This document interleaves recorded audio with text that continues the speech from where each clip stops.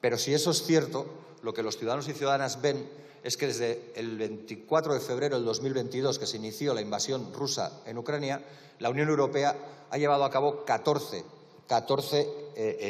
campañas o iniciativas de bloqueo contra Rusia. ¿Cuántas se han llevado contra Israel? ¿En qué medida? ¿En qué magnitud? Porque si la posición es la misma, y probablemente la del Estado español lo sea, pero la de la Unión Europea parece que no tanto, ¿por qué es tan fácil cuantificar en 14 las campañas de bloqueo contra Rusia en muy diferentes ámbitos, bancarios, contra ciudadanos y sus bienes en el extranjero, contra el comercio de todo tipo de productos, no solo los de los militares, sino los de doble tecnología, y sin embargo tan difícil es de encontrar un embargo, no ya efectivo, sino siquiera un embargo contra la población de Israel? Finalizo ya, justo como he señalado a mitad de la intervención. Lo que toca es redoblar esfuerzos para que más pronto que tarde la paz que llegue sea justa y para que Palestina sea un Estado reconocido internacionalmente. Besterik ez, mila esker. Gracias. Por el Grupo Parlamentario Euskal Herria Bildu tiene la palabra el señor Matute García de Jalón.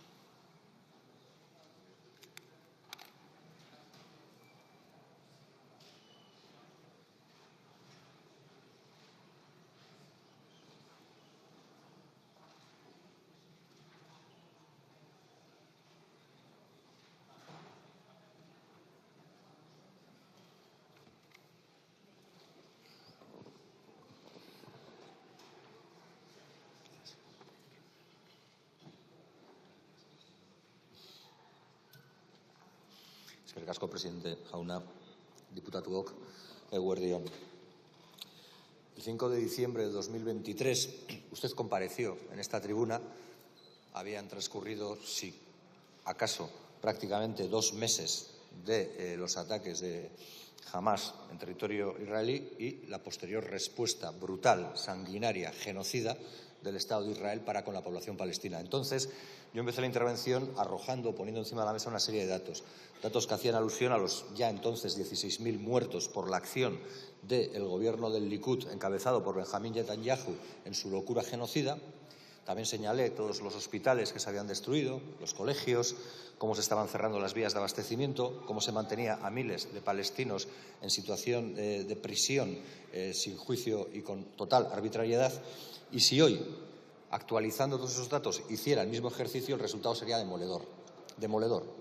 Si antes hablábamos de 16.000 muertos, por poner solo un dato, no lo voy a hacer punto por punto, hoy hablaríamos de 43.700 muertos ya, palestinos y palestinas. No vale la equidistancia. Palestinos y palestinas.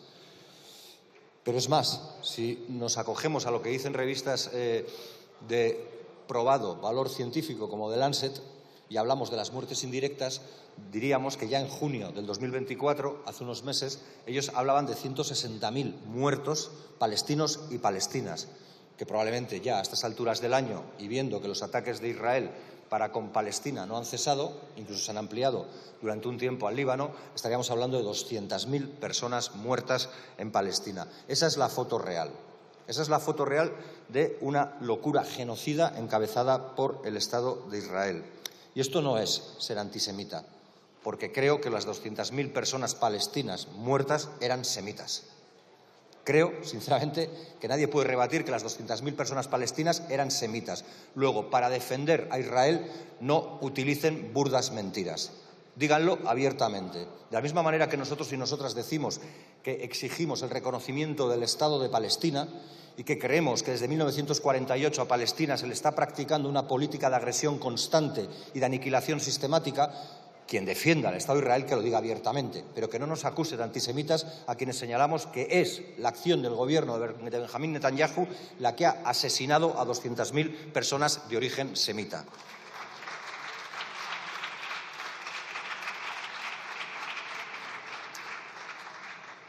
Y quería empezar señalando lo que vivimos aquí hace un año, no para afear la labor del ministro de Asuntos Exteriores, sino para señalar que, pese a que podamos compartir buena parte de las iniciativas que el Gobierno del Estado español ha llevado a efecto y que el ministro ha desgranado desde esta tribuna nuevamente, la que tiene que ver con la solicitud de alto el fuego permanente para la región, la que tiene que ver con la apertura de los corredores humanitarios de manera no limitada, la que tiene que ver con la liberación de los rehenes y presos, la que tiene que ver con el cumplimiento de las resoluciones del Tribunal Penal Internacional, la que tiene que ver con el apoyo a la UNRWA. Todas esas cuestiones y otras muchas que seguramente me estoy dejando ahora las valoramos positivamente, pero por desgracia y a la luz de los datos, de la realidad, la foto sigue siendo dura, indigerible, diría, para cualquiera con un mínimo de ética. No ya de náusea, como decía alguien, sino indigerible para cualquiera con un mínimo de dignidad y de respeto a la dignidad de las personas. Y eso lo único que ha demostrado es la incapacidad de la Unión Europea. Y, como digo, no pongo en cuestión los esfuerzos probablemente ímprobos de buena parte de la diplomacia europea, de la que puede encabezar el Estado español, de la que pueda tener la República de Irlanda, para acabar con esta situación. Pero la realidad es que la situación se agrava. La realidad a día de hoy es que no estamos mejor que hace un año, que la acción diplomática que se ha podido llevar a efecto no ha sido suficiente ni tan siquiera para paliar los efectos de este genocidio. Muy al contrario, se ha demostrado incapaz, probablemente porque sabemos que vivimos en un orden cada vez más unipolar, donde parece que Estados Unidos tiene una capacidad de dominio cada vez más evidente y preponderante en todos los lugares. Porque es verdad que casi a modo de canto a la esperanza se nos señalaba por parte del ministro que la paz llegará. Es cierto, nadie lo duda. Seguramente hoy estamos más cerca de la paz que hace un año y mañana más cerca de la paz. ¿Pero de qué paz? ¿De la paz que se sustente en la aniquilación del pueblo palestino? ¿En la paz que suponga arrasar con todo lo que es Palestina para que se la quede Israel mientras nosotros celebremos que por fin ya no hablan las armas? Esa es la paz a la que estamos más cerca. Esa es una paz indigerible, probablemente, para cada vez más personas. Y quiero decirlo hoy, también aquí, porque mañana es el Día Internacional de la Solidaridad con el pueblo palestino.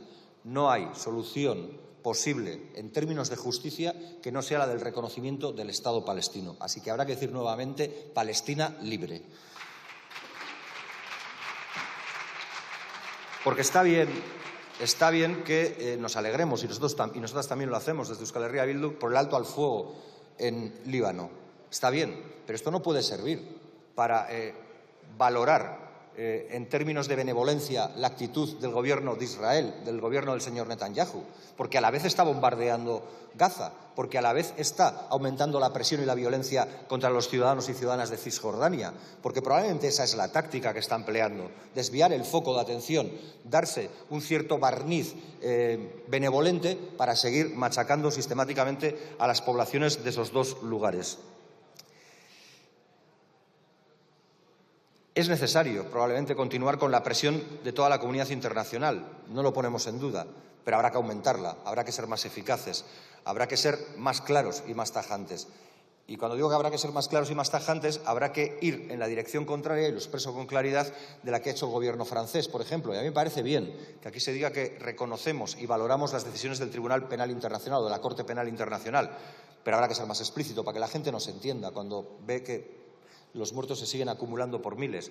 Y habrá que decir que si Netanyahu pisa suelo español, será detenido. Porque lo que ha dicho Francia es justo lo contrario, que gozará de inmunidad. Pues igual, lo que hay que decir es que la dirección de este Gobierno, o la dirección de quienes llevan el Gobierno en este Estado, no es seguir la estela de Francia, sino más bien seguir la estela que marca la Corte Penal Internacional, que no es la de imponer, sino la de poner en manos de la justicia a quien se ha demostrado como un eficaz, tristemente eficaz, genocida como Benjamín Netanyahu. Y está bien hablar también de la necesidad de mantener el embargo de armas y el fin del comercio de armas.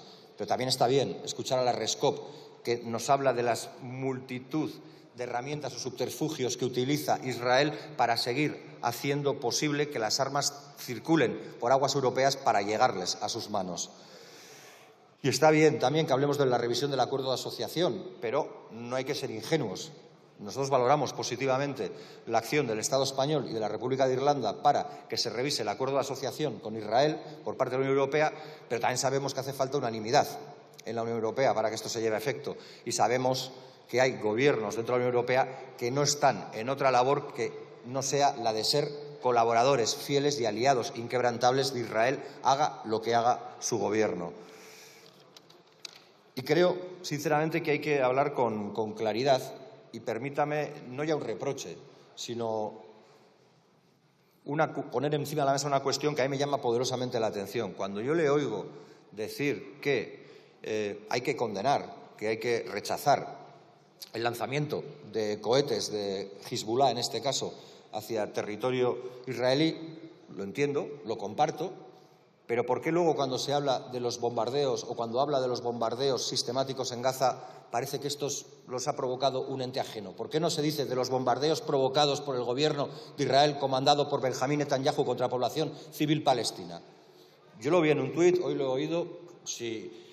Si no, o va a tener luego la oportunidad, yo agradecería que tengamos esa misma claridad, que de la manera que somos capaces de señalar acciones que no nos gustan de Hamás o de Hezbollah o que rechazamos frontalmente de Hamás o de Hezbollah, seamos capaces de hacerlo también con el Estado de Israel. Porque entiendo que la diplomacia tiene mucho de guardar las formas, pero yo creo que la gente tiene que entender que las formas no lo son todo y que el fondo de lo que decimos está incluso por encima de las formas en algún momento. Y quiero ir finalizando con una cuestión. Usted ha señalado que la política exterior de España defiende lo mismo en Kiev que en Beirut. Probablemente el deseo y la voluntad expresada del Ministerio de Asuntos Exteriores sea esa en todos los foros internacionales. No soy yo quien para ponerlo en duda y no lo voy a hacer. Yo no voy a jugar al juego de la desinformación. Pero si eso es cierto, lo que los ciudadanos y ciudadanas ven es que desde el 24 de febrero del 2022, que se inició la invasión rusa en Ucrania, la Unión Europea ha llevado a cabo 14 campañas o iniciativas de bloqueo contra Rusia. ¿Cuántas se han llevado contra Israel? ¿En qué medida? ¿En qué magnitud? Porque si la posición es la misma, y probablemente la del Estado español lo sea, pero la de la Unión Europea parece que no tanto, ¿por qué es tan fácil cuantificar en 14 las campañas de bloqueo contra Rusia en muy diferentes ámbitos? Bancarios, contra ciudadanos y sus bienes en el extranjero, contra el comercio de todo tipo de productos, no solo los de los militares, sino los de doble tecnología, y sin embargo tan difícil es de encontrar un embargo, no ya efectivo, sino siquiera un embargo contra la población de Israel. Finalizo ya. Justo como he señalado a mitad de la intervención, lo que toca es redoblar esfuerzos para que más pronto que tarde la paz que llegue sea justa y para que Palestina sea un Estado reconocido internacionalmente. Besterik ez, mila esker. Gracias.